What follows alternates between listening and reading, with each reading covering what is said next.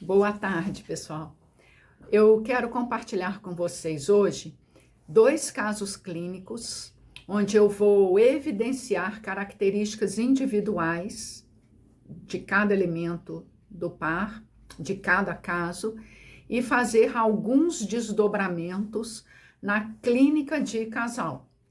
São casos interessantes onde a gente vai ver como a subjetividade afeta a intersubjetividade e afeta a clínica de casal. Para você que ainda não me conhece, eu sou Denise Magalhães, psicóloga, diretora do ITFMG, que é um centro de estudos e formação para terapeutas de família e casal. Nós temos um curso 100% online.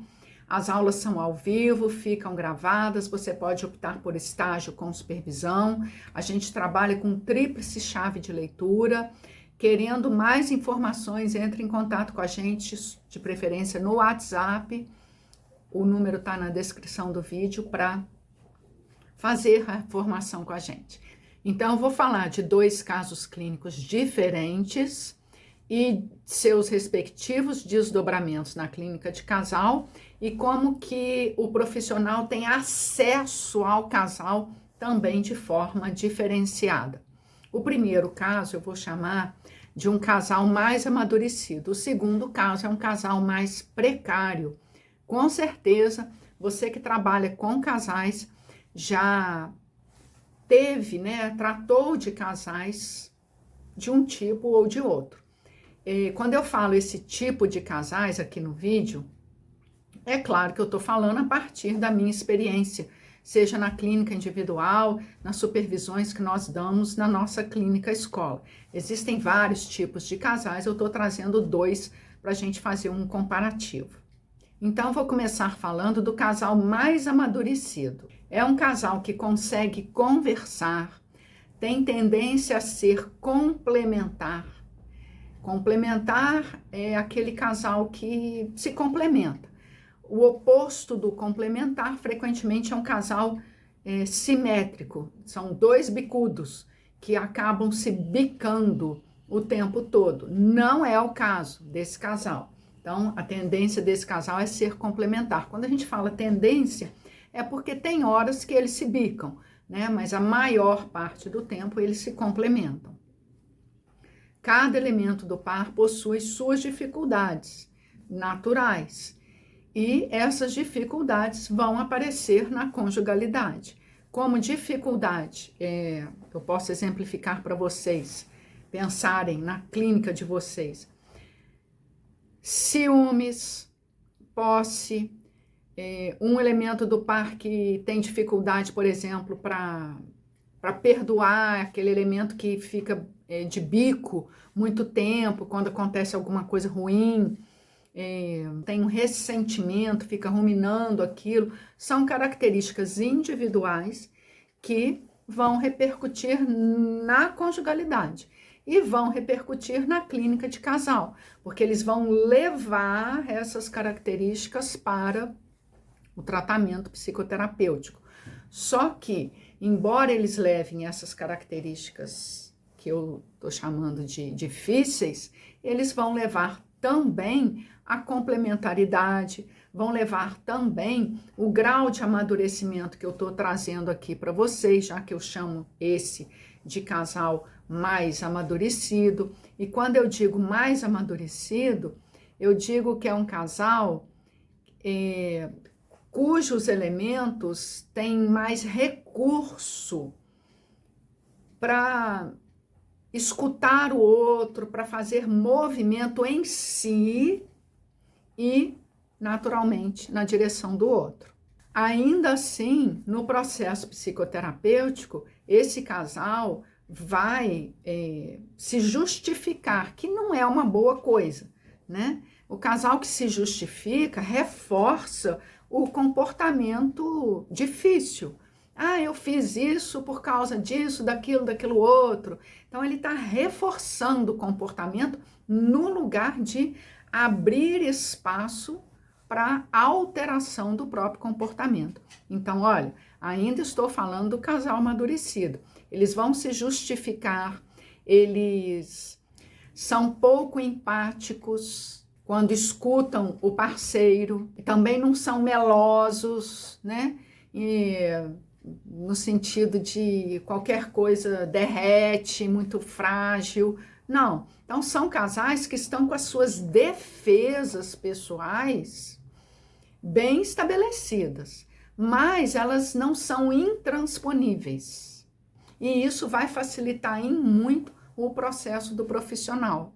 O profissional vai ajudar a circular aquela queixa, escutar de um, escutar do outro, escutar como cada um ouve o outro, como cada um se sente ao ouvir o outro, o que cada um teria para contribuir, e ainda assim vai colher, como eu estou falando, as justificativas do casal. Então, não é um trabalho fácil, mas é um trabalho possível. É oneroso, mas é um trabalho possível. E o profissional não vai, naturalmente, né, gente, oferecer nenhuma saída. Isso é da ordem da nossa ansiedade. A gente não vai oferecer nenhuma saída.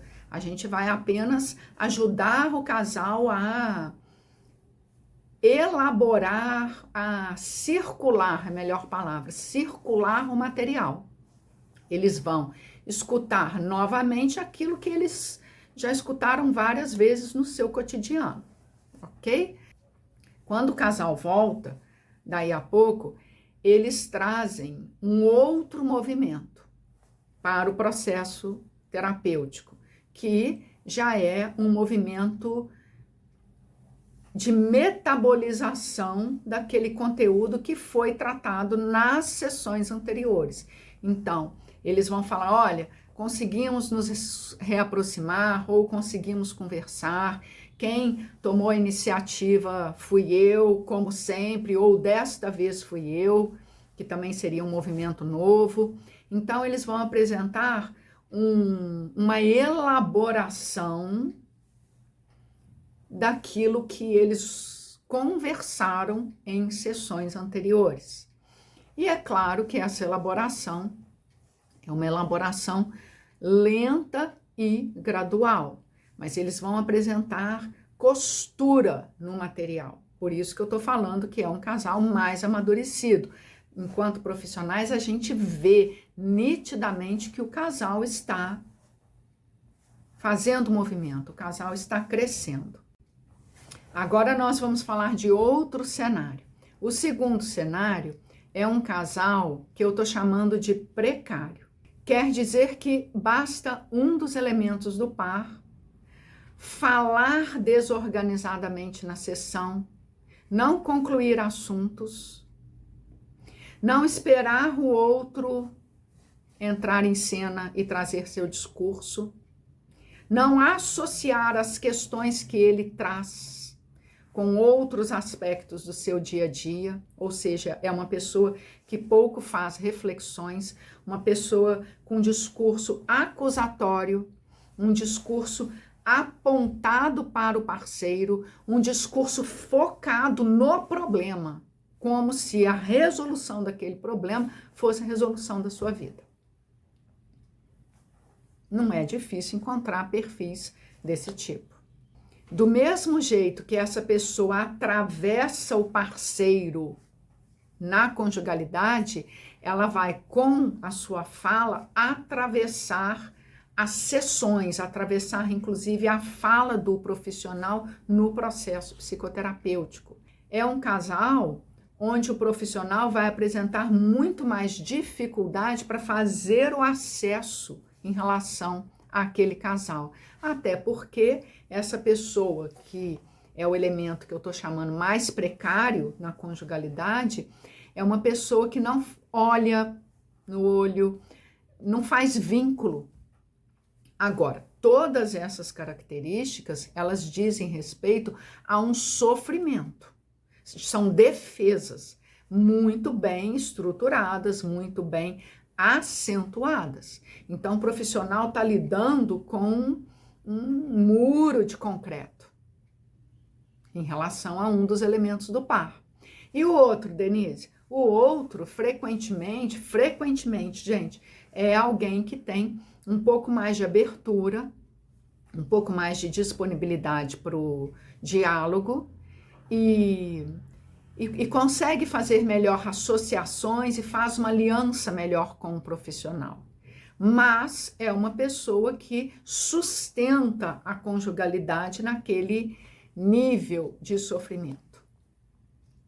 Ela tem suas características melhor estruturadas, melhor colocadas, mas ela sustenta aquela conjugalidade. Então, o profissional vai ter dificuldade de juntar os cacos a partir dos destroços. Esse é uma boa imagem. É como se o casal trouxesse destroços do seu cotidiano. O cotidiano do casal já é um cotidiano de destroços. Então, tem pouca coisa organizada. Claro que é um casal que vai trazer muito mais trabalho para o profissional. E, gente, de uma sessão para outra, só para fazer um comparativo com o primeiro caso, não é um casal que vai apresentar elaborações, insights, associações. Não. É um casal que vai falar, a gente não pensou nada. Eu nem queria vir na sessão. Ou desmarca. Por quê? Porque o próprio casal não consegue sustentar a frequência do processo psicoterapêutico. Porque eles vivem nos destroços. E um processo psicoterapêutico é um processo de reorganização. Então, para a gente se reorganizar, a gente precisa de força, né? A gente precisa sustentar uma nova estrutura. Concorda? Agora, tá visto, né, como que características pessoais influenciam na conjugalidade e vão influenciar no acesso do profissional. O segundo caso é um caso que eu chamo de casal precário, cuja dinâmica vai dificultar o acesso do profissional. O profissional, portanto, vai precisar comer pelas beiradas no processo psicoterapêutico com esse casal. Ele não tem como ele querer, sobretudo, que o elemento mais dissociado elabore coisas, ou se organize, ou traga reflexões. Não. O profissional tem que andar devagar com esse casal, tem que ajudar o casal a olhar dentro do que é possível para o casal. Tá me surgindo aqui um comparativo. As pessoas que são moradores de rua, muitas vezes nas cidades existem albergues para os moradores de rua, dormir, tomar banho, né? Mas eles não vão. Eles vivem na rua, vivem no frio, vivem na zoeira, vivem nos riscos. É a mesma coisa, né? Um casal precário, não adianta o profissional querer tirar o casal daquela precariedade e, com a sua compreensão, ajudar o casal a construir um novo contexto, que fosse um albergue, que seja paredes mais estruturadas. Não é assim, né? Para o morador de rua sair daquele lugar, daquele contexto, que às vezes ele está há anos naquele contexto, e reassumir as rédeas da própria vida, nossa, é um longo processo, né? Por isso que eu falo, sair dos destroços e se manter num outro molde, é um longo processo. E um processo que no campo psicoterapêutico diz respeito a defesas que a pessoa está apresentando. Então, o profissional precisa se articular com aquelas defesas que o casal ou uma pessoa do par apresenta de forma mais notória. Em linhas gerais, eu trouxe para vocês 2 tipos de casal, com naturalmente características pessoais diferentes que influenciam no laço conjugal e que influenciam no acesso do profissional àqueles casais. Deixa para mim as suas dúvidas, fala para mim se você já atendeu um tipo ou outro, como você fez, quais as dificuldades você encontrou, deixa para mim as suas curiosidades a respeito do tema para a gente continuar conversando. Muito obrigada pela atenção.